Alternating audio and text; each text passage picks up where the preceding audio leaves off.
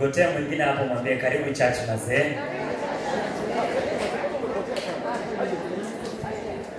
Kwa hivyo nawakaribisha nyote katika ibada hii ambayo ni Jumapili ya Utatu katika taratibu zetu za Kianglikana. Bwana Yesu akae nanyi. Wapendwa, tumekusanyika hapa kwa nguvu za Roho Mtakatifu. Tulisifu jina takatifu la Bwana Yesu na kusikia neno lake. Tumekuja tushirikiane habari njema za utukufu na neema zake. Pia kuombea mahitaji yetu na wanaoteseka kote duniani. Kadhalika tufurahi katika pendo na amani yake. Tuwaridhi wa baraka za Mungu. Tunafanya upya kwa njia ya Roho wa Mungu. Msirarue mavazi yenu kuonyesha huzuni, bali mrudieni Mwenyezi Mungu, Mungu wenu kwa moyo wa toba. Anachotaka Mwenyezi Mungu kutoka kwako ni hiki: kutenda mambo ya haki, kuwa mtu wa huruma, na vile vile kuwa mtu wa unyenyekevu kwa Mungu wako. Nitarudi kwa baba yangu na kumwambia, Baba, nimemkosea na nimemkosea Mungu, sistahili kuitwa mwanao tena. Pendo tukisema kwamba hatuna dhambi, tunajidanganya wenyewe na ukweli haumo ndani yetu. Lakini tukiziungama dhambi zetu kwa toba na tumaini, Mungu ni mwaminifu na wa haki, naye atatusamehe dhambi zetu. Kwa hiyo tuungane mbele za Baba.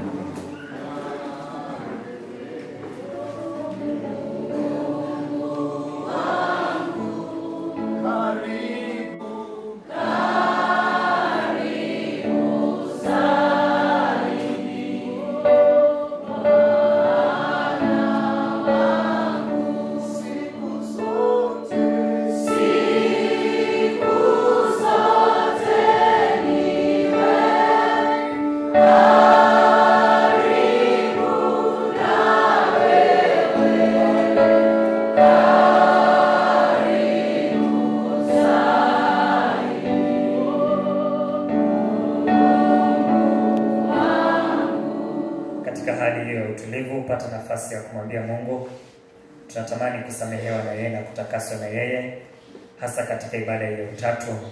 Tukapata nafasi ya kukaa pamoja na Mungu katika maisha yetu. Roho Mtakatifu akawa sehemu yetu katika maisha yetu. Tamka neno la msamaha. Tubu kwa niaba ya familia hii unayotoka. Tubu kwa niaba ya kanisa la Mungu. Tubu kwa niaba ya taifa letu. Tutubu kwa ajili ya wale wote ambao tumeendelea kuingia na wao katika ibada hii. Kumwambia Mungu neema yake ikatubebe, na vile vile tutakayofanya katika ibada hii yakapata kibali machoni pake, uimbaji na vile vile sadaka zetu na maombi yetu kakubalike katika mbingu yake. Tunapoendelea na stanza tu, karibu na wewe.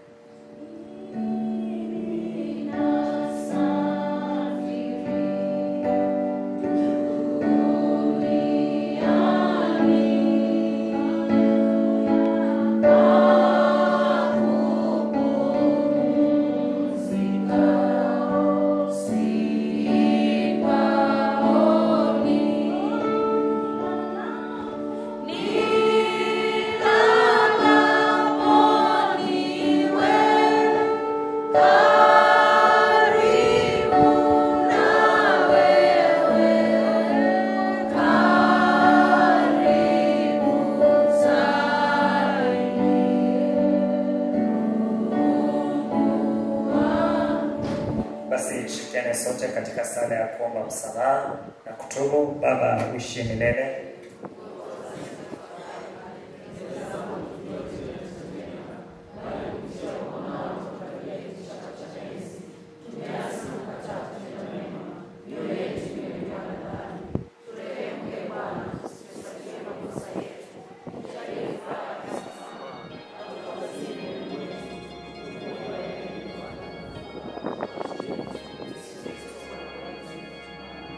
Bwana mwenye rehema, tujalie msamaha wa dhambi zetu na amani, na vile vile tuwe huru kwa kutumikia kwa Yesu Kristo Bwana wetu. Wamebarikiwa wakao nyumbani mwako Bwana.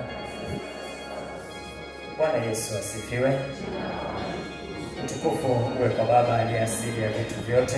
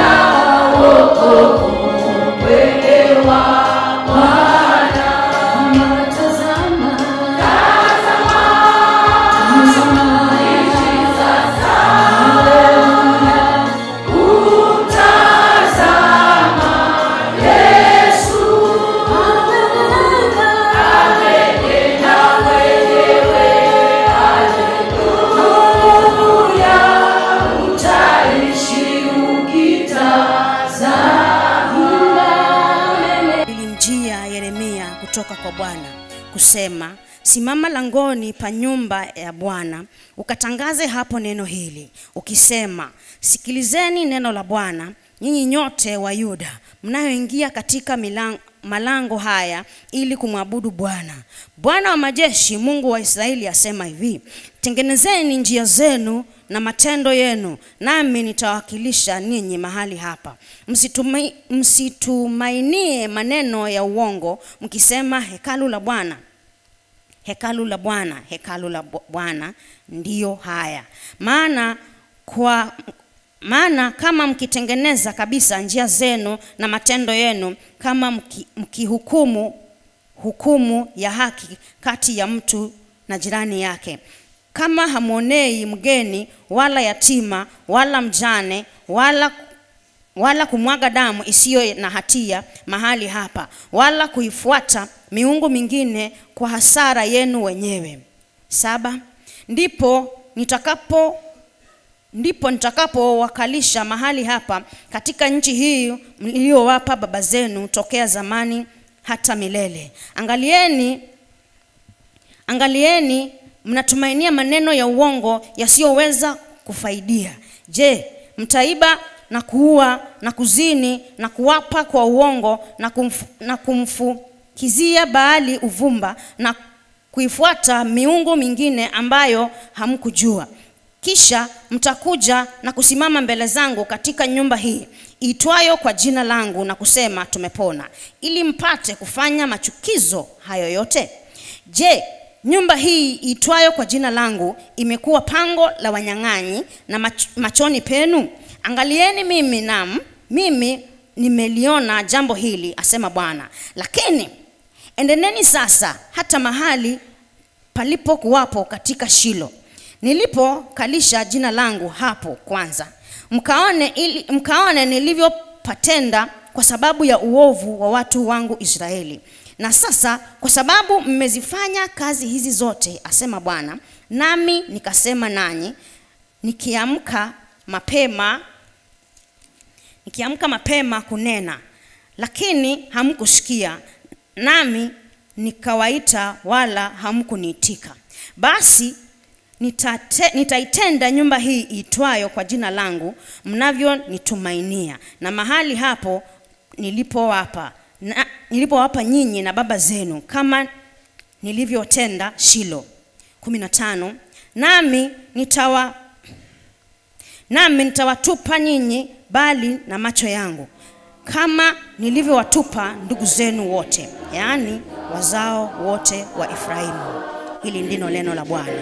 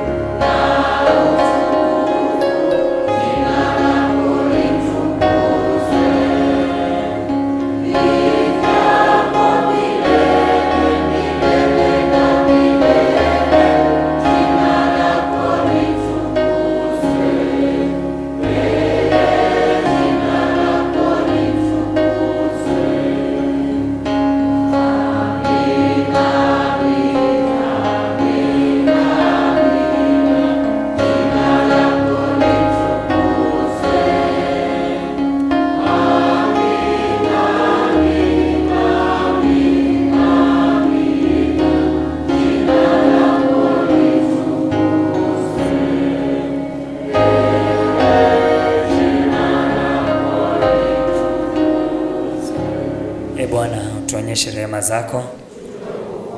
Bwana, umuongoze rais wetu, wahudumu wako wa kutumikia kwa uaminifu katika bonde la giza kuu, kama miti iliyo kando kando ya maji. Tujalie tuwe chumvi ya dunia, utukufu wako uijaze dunia. Basi tuko katika Jumapili ya Utatu. Katika Jumapili ya leo tunazingatia Jumapili ya Utatu. Tuamini na tuombe. Utatu utakatifu, Mungu Baba, Mungu Mwana na Mungu Roho Mtakatifu, tunakuabudu, tunakusujudu, tunaweka imani yetu kwako. Tusaidie siku zote tudumu katika imani hii, na daima tuilinde kwa bidii na kusahili kwake Mwokozi wetu Yesu Kristo, aishie na kutawala pamoja na wewe na Roho Mtakatifu sasa na hata milele. Amen. Tuombe kwa ajili ya amani.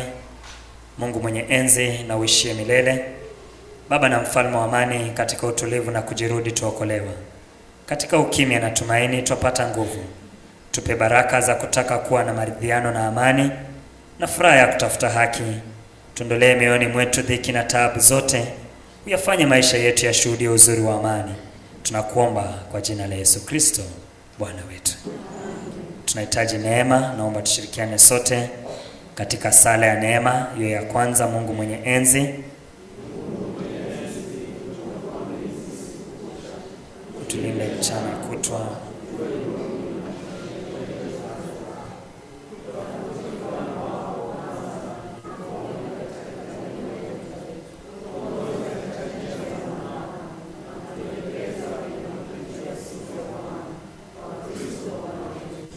amen. Usinipite stanza 1, adoration team.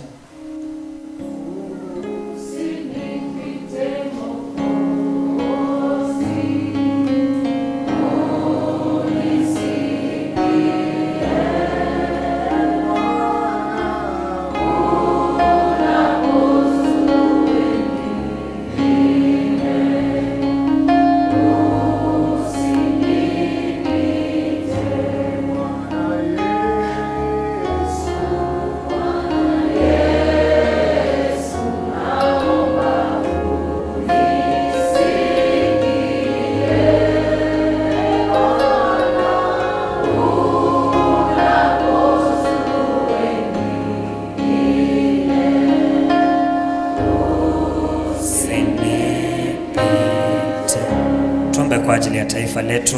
Mungu mwenye enzi, yatawalaye mataifa yote na kuyaamrisha kama utakavyo, tunakuomba umbariki na kumuongoza rais wetu Daktari William Ruto na viongozi wote wa taifa letu, ili siku zote watumie mamlaka uliowakabidhi kwa ajili ya kuleta amani duniani na faida, heshima na ustawi wa taifa letu na kwa wema wa kanisa lako takatifu. Tuomba haya kwa Kristo Bwana wetu. Tuombe kwa ajili ya kanisa na wahudumu. Mungu mwenye enzi, uishie milele, ambaye kwako pekee nguvu zote zatoka, wape roho ya neema na uzima maaskofu wetu, hasa sana tunapomwombea askofu wetu katika eneo hili la Taita na Taveta Diocese, askofu wetu Liverson Mngonda, makasisi, hasa kasisi wetu Archdeacon Norman Satale, mashemazi na watu wote waliokabidhiwa, wamiminie baraka yako kama umande, ili wakakupendeze kwa kweli. Tujalie hayo, Bwana, kwa ajili ya heshima ya mwombezi na mpatanishi wetu Yesu Kristo. Amen. Tutaendelea na maombi. Tuendelee kuomba sana, hasa sana tukiwa katikati ya mwaka. Ni mwezi ambao tunaombea vision and goals tulizozileta katika madhabahu haya. Nataka upate nafasi ya kuomba, umwambie Mungu tunapojiandaa kuingia katika mfungo tutakaoanza tarehe 22. Mungu akakupe neema, akakupe nafasi nyingine. Wale ambao wamekuwa wakiishi maisha ambayo kufunga kunawatatiza, kuishi katika maisha ya kufunga na kuomba yanawapa shida, mwambie Mungu katika mfungo huu unaokuja, neema yako ikanitangulie. Omba kwa ajili ya familia zetu, na tuendelee sana kuombea wale watu ambao tumeendelea kuketi na wao. Pata nafasi ya kuombea jirani yako. Kina mama wanaomba wakutane kesho, ikiwa ni siku ya Jumatatu saa 10 jioni, wapatane na mwalimu wao. Jumuiya ya Samaria ndio watabeba bendera Jumapili ijayo, na hivyo kina mama wote basi wabaki nyuma baada ya ibada. Alhamisi ibada yetu ya revival iko kuanzia saa 10:30. Wakristo tunakaribishwa. Jumapili ijayo tutakuwa na ibada ya afya, yani Health Sunday. Katika ibada zetu sote pia tunakaribishwa. Bethlehem wanaombwa wabaki baada ya ibada, na pia wana Samaria wanaombwa wabaki baada ya ibada. Wanaume leo wameenda Manganga Mruru kwa ajili ya mzunguko wao wa kidinari, lakini si wanaume wote, ni baadhi tu ya wanaume basi wameelekea pale Manganga kwa ajili ya mzunguko wao. Mwisho, vijana wote wanaombwa kukutana baada ya ibada. Katikati yetu sijui kama kuna mgeni labda kwamba tuweze kuwatambua. Kama labda umeabudu nasi kwa mara ya kwanza, naomba usimame ili kwamba tuweze kukutambua. Naomba upatiwe chombo kwa ufupi tu tafadhali waweze kutusalimia. Kwa majina yangu naitwa Damaris Katini. Mimi nimetoka Veruga na kanisa langu la St. Paul's Malela. Na ndugu yule anayetulisha chakula cha kiroho ni ndugu Deacon Odongo, ametoka hapa alafu akaja Veruga. Na tumemwona Bwana alipokuja, manake ametoa wale walikuwa na madhabahu yao, wakasema kama mna madhabahu yenu na mko mbele machoni kwa Bwana, kila mtu ajiangalie mwenyewe umetoka wapi. Kama umetoka umeingia kwa nyumba ya mwenzako, na hivi sasa wewe ndio unakaa ndio mbele ya wenzako, ujiangalie mwenyewe. Na kweli wengine wakarisaini wakatoka kando kwa bishop, wakasema sisi tumesharizaini. Sasa amen, tunamzidi kumwona Bwana, na Bwana anaye akasema ni heri tubaki watatu wale wanne, lakini tumwone Bwana kuliko kukaa majote 1,000 au 300, alafu tumkose nini? Tukose uriso wa Bwana. Na yule anayeke na kifuniko chake kwenye roho afundue. Amen. Asante. Na yule anayekose amekosa mwenzake, usipeleke shukrani mbele machoni pa Mungu, ambapo huna shukrani na mwenzako, mpaka uende muungane na mwenzako mkaa kitu kimoja, alafu ende kutoa shukrani, na ile shukrani Mungu ataipokea. Asante sana mami.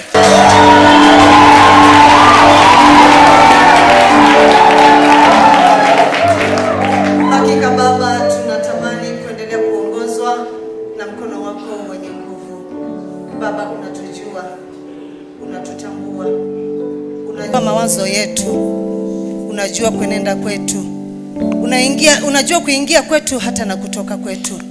Tuko chini ya miguu yako kipindi hiki, ili Baba ukaweze kunena nasi. Nena nami Mungu wangu, nikaweze kunena na watu wako. Ukatufundishe asubuhi ya leo, ukatuonye, ukaturudi, ukatuongoze na ukatuelekeze kuendelea kuyaishi maisha yanayopendeza machoni pako. Asante Mungu wetu, maana imekupendeza tukaingia katika nyumba yako asubuhi ya leo. Sasa Bwana, tuko tayari kuendelea kulisikia neno lako. Nachukua nguvu, uweza na mamlaka kuja kinyume cha kila aina ya maroho ambayo hutumwa na kujituma na kutumika kutatiza watu wasilipate neno lako. Napinga hali hiyo sasa katika jina la Yesu Kristo. Naachilia nguvu zako zenye uweza. Fungua masikio yetu ya kimwili na hata ya kiroho, Baba, tuweze kusikia kutoka kwako.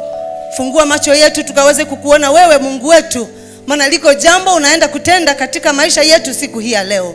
Na mwisho wa yote Bwana, utakapotuhudumia tutasema hakika tumekuona wewe. Asante Mungu wetu, maana utaenda kutenda hivyo. Ni katika jina la Yesu Kristo tumeomba na kuamini.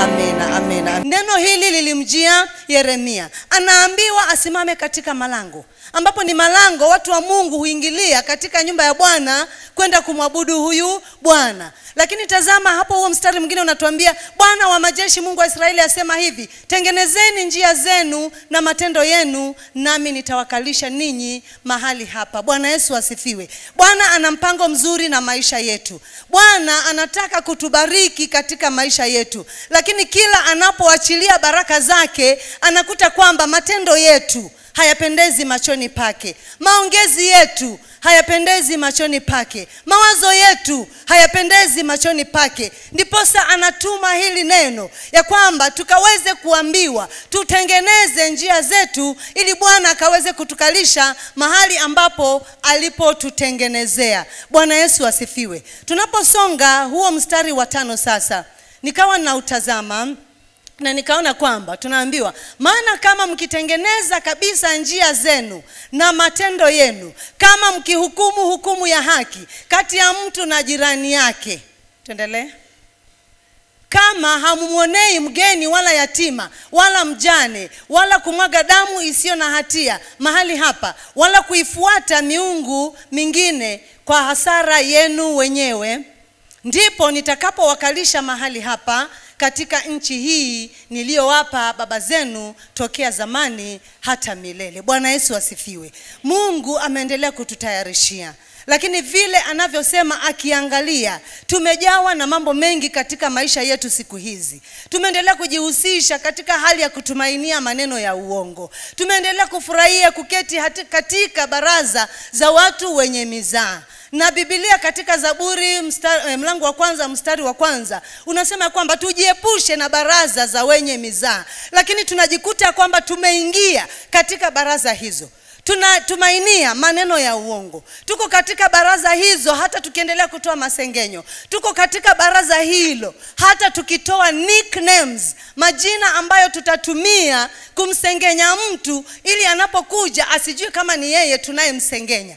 Bwana anaangalia, anasema ya kwamba tuweze kuacha hayo yote, tutoke katika mabaraza hayo ya wenye mizaa. Tusiwe watu wa kutumainia uongo, tusiwe watu wa kudhulumu wajane na mayatima na wageni, tusiwe watu wa kumwaga damu ambayo haina hatia. Lakini wakati mwingi tunajikuta tuko hapo. Lakini ashukuriwe Mungu, kwa sababu Mungu ni mwenye rehema. Tunaona ya kwamba hata wakati wana wa Israeli walikuwa wanaongozwa na Mungu, licha ya kwamba walipitishwa katika bahari, njia ikatengenezeka na wakapita, lakini tena walikuwa wanaendelea kumkosea Mungu. Lakini kwa sababu Mungu alikuwa amewapenda wana wa Israeli, tena mwisho wa yote anawasamehe na maisha yanasonga mbele. Hivyo ndivyo Mungu wetu alivyo. Haijalishi ni mangapi tumefanya kufikia sasa, haijalishi ni mangapi tumeongea, haijalishi ni mangapi tumenena, haijalishi ni mangapi tumeendelea kuwaza katika maisha yetu, lakini Bwana anatuambia tutakapotengeneza njia zetu, atatukalisha mahali ambapo ametutengenezea. Tutaweza kuvunja zile kambi na tukapata baraka ambazo Mungu ametutayarishia. Hivyo basi utaona ya kwamba yako mambo yanayotufunga. Kando na hayo ambayo yametajwa hapo, tukiangalia mstari wa 8, angalieni, mnatumainia maneno ya uongo yasiyoweza kuwafaidi. Je, mtaiba na kuua na kuzini na kuapa kwa uongo na kumfukiza Baali uvumba na kuifuata miungu mingine ambayo hamkuijua? Kisha mtakuja na kusimama mbele zangu katika nyumba hii iitwayo kwa jina langu na kusema tumepona, ili mpate kufanya machukizo hayo yote. Bwana Yesu asifiwe. Kumbe Mungu anaendelea kutuona.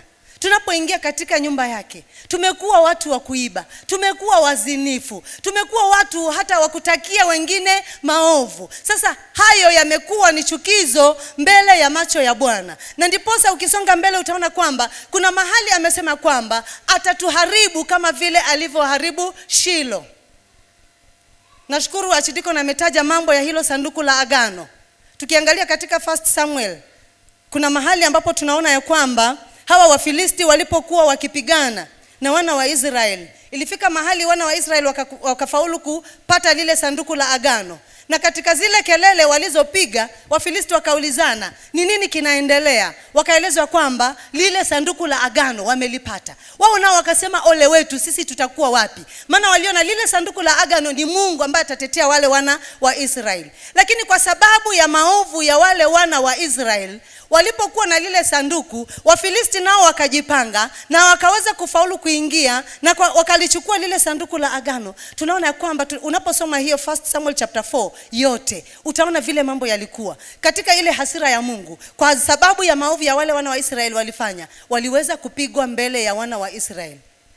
Ya wana wa Wafilisti. Lakini sasa kwa sababu Mungu ni wa rehema, hivyo tena Mungu akaendelea kuwa rehemu. Kwa sababu gani? Pale ni mahali alipokalisha jina lake.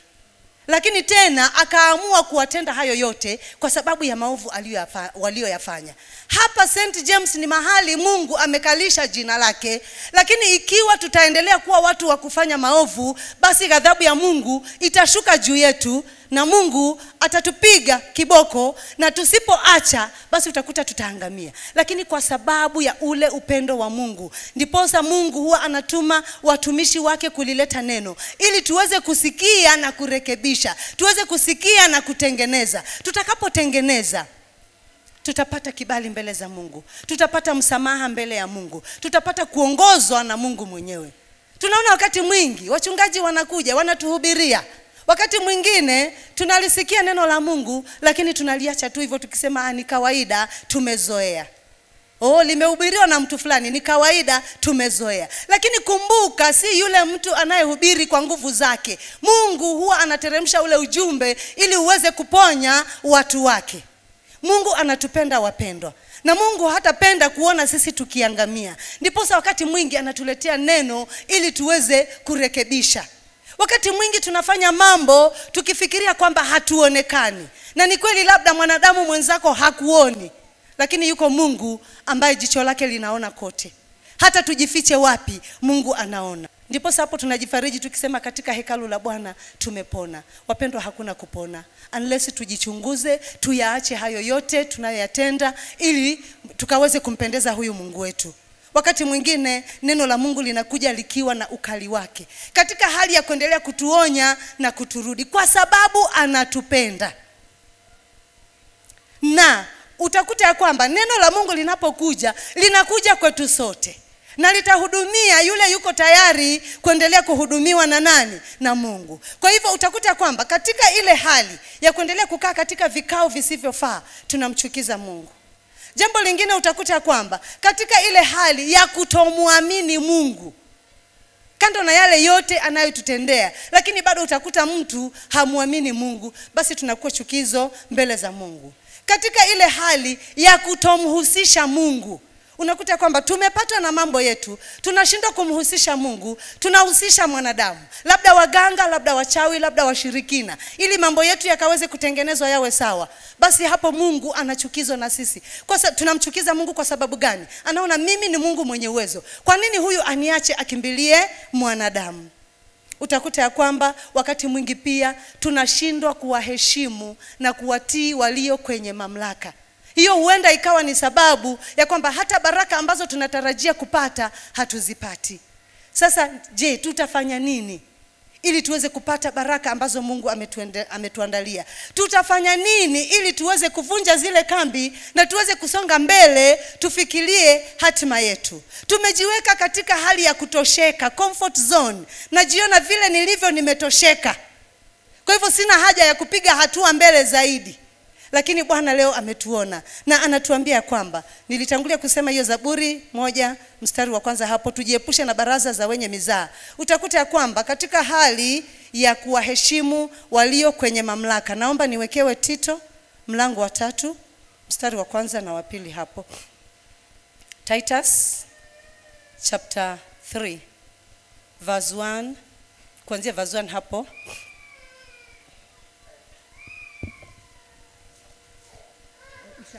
Wakumbushe watu kunyenyekea kwa wenye uwezo na mamlaka, na kutii na kuwa tayari kwa kila kazi njema. wasimtukane mtu yeyote, wasiwe wagomvi, wawe wema, wakionyesha upole wote kwa watu wote. Wacha tufikie hapo. Bwana Yesu asifiwe. Hili neno ambalo nimeendelea kulisoma, tunaambiwa hapo uwakumbushe ya kwamba tunajua wazi kabisa tunatakikana kuwatii na kuwaheshimu walio kwenye mamlaka. Neno hili nilihubiri wakati tukiwa na Archdeacon Mdava, na lilikuja kwa uzito sana, na naona linarudi tena kuonyesha kwamba Mungu ameendelea kuona hatuna heshima kwa walio kwenye mamlaka, hatuwatii walio kwenye mamlaka. Je, walio kwenye mamlaka ni kina nani? Tukiangalia wale ambao tumebarikiwa na ndoa, kama wewe ni mke katika ile nyumba, uko na bwana, bwana ndio aliyo na mamlaka katika ile nyumba. Wengine labda ni single parents, wao ndio wako na mamlaka katika ile nyumba. Tukiingia katika vijiji, kuna viongozi wa vijiji, hao wako na mamlaka katika vijiji vyao. Tukienda hata shuleni, kuna walimu, kuna mwalimu mkuu. Katika hali ya wanafunzi, wamewekewa maprefects, hao ndio wako kwenye mamlaka. Tukiingia katika nyumba ya Bwana, tumewekewa wachungaji, Archdeacon pamoja na timu yake, hao ndio wako kwa mamlaka. Tukiingia katika serikali yote kwa ujumla, president na wale wote wanaofanya kazi chini yake, hao ndio wako kwa mamlaka. Lakini sasa nataka tuchukulie hali ya sisi tukiwa katika nyumba ya Mungu. Tumewekewa wahudumu ambao wanaendelea kutuongoza katika maisha ya kiroho, katika masuala ya kiroho. Lakini unakuta wakati mwingi tumeshindwa kuwaheshimu, tumeshindwa kuwatii. Wakati mwingi tunajipata hata tunaongea kinyume na viongozi wetu wa kanisani. Wakati mwingine tunakuta kwamba hata tunawadharau. Je, tutapata baraka ikiwa tunawadharau watumishi wa Mungu?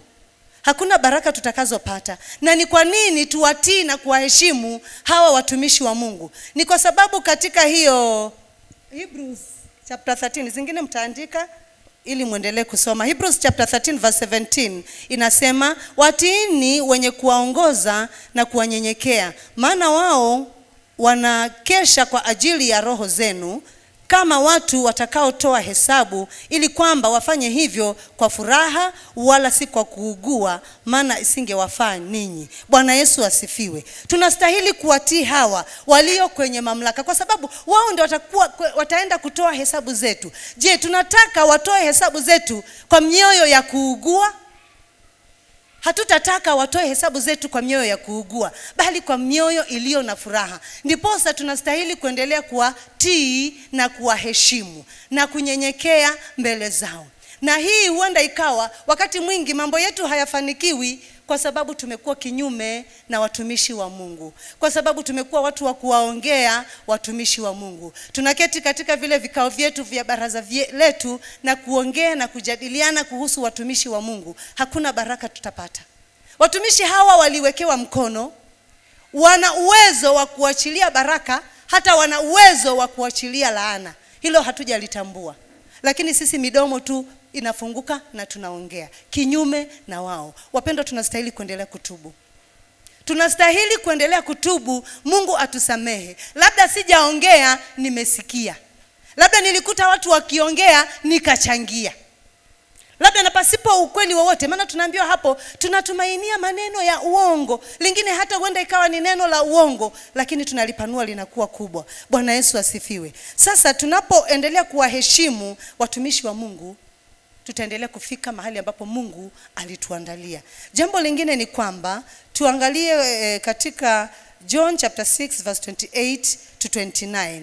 Juu ya kumwamini Mungu, juu ya kumwamini Mungu. Tunaona ya kwamba wanafunzi wa Yesu pamoja na umati mkubwa, ambapo Yesu aliwalisha ile mikate 5 na samaki 2, watu wakafurahia. The following day Yesu ameenda katika hali ya kuendelea kuhubiri. Umati unamtafuta, wakamkosa, wakaabiri chombo kingine wakimfuata Yesu. Na walipomfuata Yesu, wakamkuta Yesu, na Yesu akawauliza, je, mnanifuata kwa sababu mnanitaka ama ni kwa ajili ya ile mikate mliokula? So hiyo John chapter 6 verse 28 inasema hivi.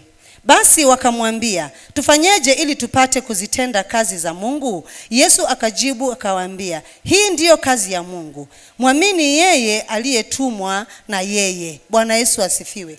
katika hali ya kuendelea kumwamini huyu Mungu, basi tutaendelea kuzipata zile baraka ambazo ametuwekea. Na Yesu anawaambia muamini yeye aliyetumwa na yeye. Yaani kumwamini Yesu ambaye alitumwa na nani? Na Mungu. Tutakapomwamini, utakuta kwamba hata yale ambayo yanatusumbua katika maisha yetu, Mungu ataendelea kutupigania. Na hapo aliwaambia hawa watu kwamba msikitendee kazi chakula ambacho ni chakula cha kuharibika. Which means aliwataka waendelee kutenda kazi ya neno la Mungu, kumwamini yeye. Na utakapomwamini huyu Yesu, lazima atakutendea jambo, utatoka na ushuhuda, ambapo ule ushuhuda utafanya wengine waweze kumwamini Mungu. Bwana Yesu asifiwe. Wacha tuendelee kumwamini huyu Mungu. Then kuna hiyo ya kumhusisha Mungu. Kumhusisha Mungu. Wakati mwingi tumepatwa na mambo, tunashindwa kumhusisha Mungu. Lakini kumbe tukimhusisha Mungu atatubebea. Kumbe tena tukimhusisha Mungu, mwisho wa yote tutapata zile baraka ambazo tunazozitamani. Tukiangalia katika Wafalme wa kwanza, mlango wa 17, tunamwona yule mama aliyemkaribisha Elia katika nyumba yake. Na alipomkaribisha, wakati Elia amemwambia amtengenezee kitu ale, yule mama anasema akona unga umebaki kidogo, ni wa yeye kula na mtoto wake, kisha wangoje kufa. Lakini Elia akamwambia fanya nini? Tengeneza hivyo hivyo. Mwisho wa yote tunaona huyu mtoto alifariki. Baada ya kufariki, yule mama akamuuliza nimetenda nini mimi kwako wewe mtumishi wa Mungu? Lakini Elia akamwambia lete huyo mtoto. Akampatia yule mtoto. Akapanda naye gorofani. Akaenda akaomba na yule mtoto akapata uzima tena. Kwa hivyo tunaona kwamba huyu mama alimhusisha Mungu kupitia kwa Elia, mtoto wake akapata uhai. Huenda ikawa kuna mambo mengi katika maisha yetu yamekaa katika hali ya kufa. Lakini tutakapomhusisha Mungu, utakuta kwamba Mungu atatutetea na mwisho wa yote tutapata uhai. Mwisho wa yote tutapata baraka ambazo tunazikimbilia mahali pale. Breaking the camp and advancing. Tutakapotoka katika ile comfort zone, unakuta kwamba tutapata restoration. Maisha yetu sasa yatakuwa mazuri ndani ya Mungu, kwa sababu tumemwamini yeye na tumemhusisha yeye na tumeendelea kuwatii na kuwaheshimu walio kwenye mamlaka, na mwisho wa yote tena tumeendelea kujiepusha na vikundi vya wenye baraza ama wenye baraza za wenye mzaha. Tutakapojiepusha, utakuta Mungu atatutendea. Na ndio unakuta Mungu anauliza, je, mnapofanya hayo yote, mnapoiba, je, nyumba yangu imekuwa ni pango la wanyang'anyi? Na yeye Mungu mwenyewe anasema kwamba hili nimeliona. Wakati mwingi nilitangulia kusema tunafanya jambo tukifikiria kwamba Mungu haoni. Lakini tukiangalia huo mstari wa 11 sehemu ya pili nasema, angalieni mimi naam nimeliona jambo hili asema Bwana. Yaani Mungu ameendelea kuona yale ambayo tunayatenda. Mungu ameendelea kuona ya kwamba tumeshindwa kumtii yeye, kumwabudu yeye, tunaabudu miungu. Tunafukuzia Baal uvumba. Yale mambo tunayotenda ambayo hayapendezi mbele za Mungu ni kama kumfukuzia Baal uvumba. Baal alikuwa ni miungu ambayo ilikuwa inatumainiwa wakati ule. Lakini sasa tunaye huyu Yesu ambaye ndio tunastahili kuendelea kumtumainia. Tutakapomtumainia huyu Bwana, naamini tutaendelea kupata baraka. Yako mambo mengi Mungu anatamani kutenda katika maisha yetu, lakini akiangalia anakuta yale maovu yetu yameendelea kuwa chukizo mbele zake. Na ukiendelea kusoma utakuta kwamba kuna mahali hata Yeremia aliambiwa basi usiwaombee hawa watu, na hata ukiomba mimi sitasikiza. Wapendo, sitaki tufike mahali hapo ya kwamba Mungu awaambie wachungaji wetu wasituombee. Tutaenda kuangukia wapi? Sisi ni watoto wa Mungu. Mungu alituchagua na sisi ni uzao wake. Hivyo basi tunastahili kuendelea kudumu ndani ya Yesu ili asije akatukataa, asije akatutenda yale alitenda pale Shilo. Maana Mungu anatupenda. Bwana Yesu asifiwe. Hivyo tunaona kwamba ikiwa kweli tunataka kufikia hatima ya baraka ambazo Mungu ameendelea kutuandalia, la kwanza, tujiepushe na baraza la mzaha. Ya pili, tumwamini Mungu. Ya tatu, tumhusishe Mungu. Ya nne, tuwaheshimu walio kwenye mamlaka. Tutakapotenda hayo yote, Mungu atasimama pamoja nasi na baraka zetu tutazifikia. Tuombe. Mwenyezi Mungu Baba, uishie na kutawala milele. Ninakuja mbele zako, ninakutukuza, ninakuabudu na kukuinua. Asante Bwana kwa ajili ya neno lako ambalo umeendelea kutenda, kusema nasi mchana huu wa leo. Naamini Bwana unatupenda. Ndiposa hupendi ghadhabu yako ikaweze kuanguka juu yetu, na umelitumia neno lako kuendelea kutuonya ili tukaweze kuyaacha yale yote tulio nayo na tukaendelee kukuelekea wewe. Asante mfalme wa ajabu, maana Bwana upendo wako ni wa ajabu katika maisha yetu. Mungu wa mbinguni, tunajikabidhi mbele zako jinsi tulivyo. Ikiwa tumehusika katika njia yoyote ile, labda tumeingia katika hali ya wizi, labda tumeingia katika hali ya uzinifu, labda tumeingia katika hali ya kuwanyanyasa wajane na mayatima, labda tumeingia katika hali hata ya kutowaheshimu walio kwenye mamlaka, labda tumeketi katika baraza za mizaa na hata kuongea mambo kinyume ambayo hayapendezi masikioni pako, labda Bwana tumeshindwa hata kukuhusisha wewe kwa yale ambayo tunatamani kuendelea kutendewa. Baba wa mbinguni, huenda ikawa pia tumeshindwa kukuamini wewe. Tunaomba ukaweze kutusamehe. Tunajua wewe Mungu si mwepesi wa hasira.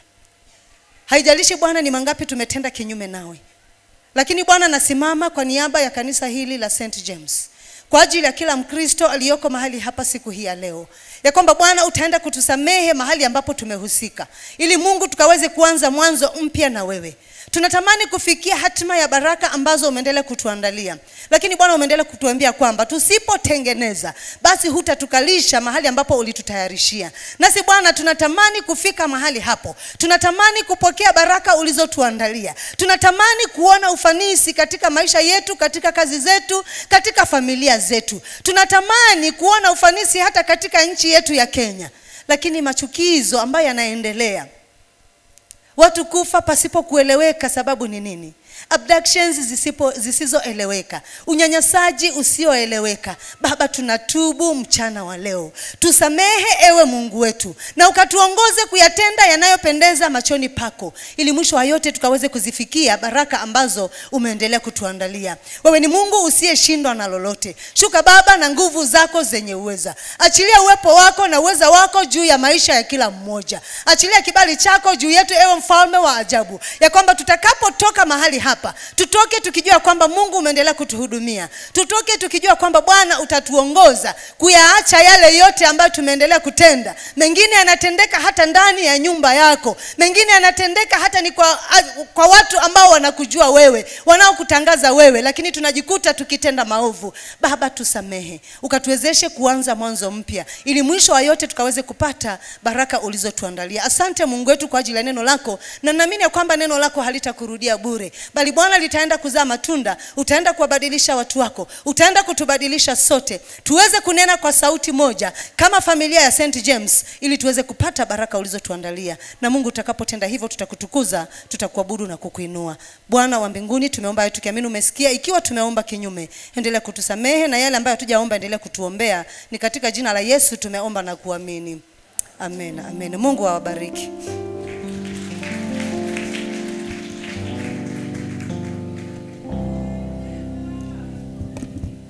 Baba, katika jina la Yesu, umekuwa pamoja na sisi ibada zote mbili, na ibada hii umetuhudumia kwa neno lako, ya kwamba unatamani kufanya maagano na watakatifu, watu walio na hofu, walio mbali na dhambi, waingie malangoni pako, nawe mikono yako utaikunjua kwa ajili ya kupokea sala na maombi yao. Lakini unawapinga wale waovu. Tupe nafasi ya kung'ang'ania utakatifu, maana hiyo ndio barabara yetu ya mafanikio ya kufika mbinguni. Tumekuja na matoleo yetu ya sadaka, fungu la 10, shukrani, zingine tumelipa kwa paybill. Tuomba Roho Mtakatifu uziwe za kutuunganisha na wewe, ya kwamba tulikuwa hapa tukafanya agano na wewe. Sasa amani ya Mungu ipitayo fahamu zote iwalinde mioyo na nia zenu katika hali ya kumjua na kupenda Mungu. Baraka ya Mwenyezi Mungu iwe nanyi nyote, katika jina la Baba na Mwana na Roho Mtakatifu. Nendeni na amani.